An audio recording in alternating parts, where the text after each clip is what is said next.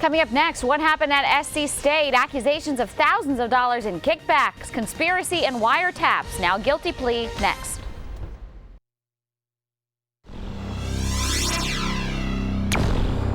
Now, from the station that's on your side, this is News 19 WLTX. Hey, good evening. Thanks for being with us now. I'm J.R. Berry. And I'm Andrea Maka, former trustee indicted and a former police chief pleading guilty now to conspiracy and extortion. That sums up the crazy day at South Carolina State University.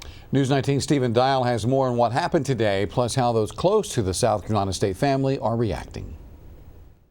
Conspiracy, wiretaps, and thousands of dollars in kickbacks. That's what federal prosecutors say was going on at South Carolina State University. In Charleston, former campus police chief Michael Bartley pled guilty to conspiracy.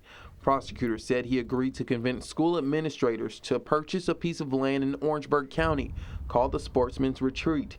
In return, Bartley was set to receive $30,000 for an ATV and kickbacks from a Florida businessman. I'm sure he took a part in it like most people who would because they wanted to earn a buck. Prosecutors say the deal was stopped after feds tapped Bartley's phone, and now U.S. Assistant Attorney Mark Moore says Bartley is now working with them. We have agreed to ask the court to consider that in sentencing him at the appropriate time. In Columbia, former SC State Board of Trustee Chairman Jonathan Pinson and upstate businessman Eric Robinson both pled not guilty to extortion.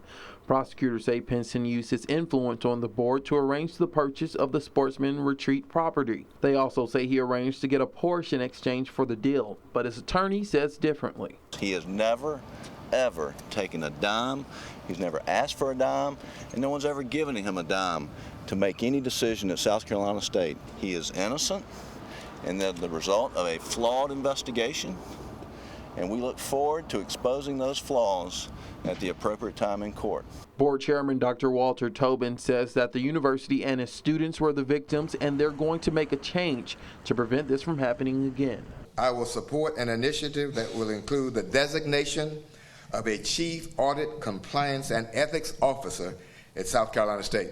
Alumnus and State Representative Jerry Govan says it saddens him to hear this. Puts knots in your stomach in terms of what's taking place. I love South Carolina State University. It's a great institution. Hopefully what we're beginning to see is some kind of closure. Students are upset but say all they can do now is move into a positive direction. It's sad that it happened, but at South Carolina State we're also trying to stay positive and look at the more positive things such as our great education programs. Stephen Dial, News 19 WLTX. Well, to give you some background on all of this all started in February of last year when 8 employees were fired, including Chief Michael Bartley. Then 2 weeks later, Jonathan Pinson resigned.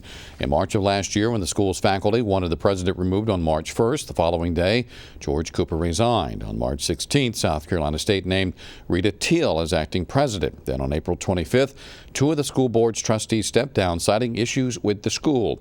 On May 31st, South Carolina State named Dr. Cynthia Warwick as the interim president. Then in late December, a dispute was settled over who would serve as the chairman of the board, with Walter Tobin taking the position. For more on today's proceedings, plus a look back at the events leading up to all of this, you can head to our website, WLTX.com.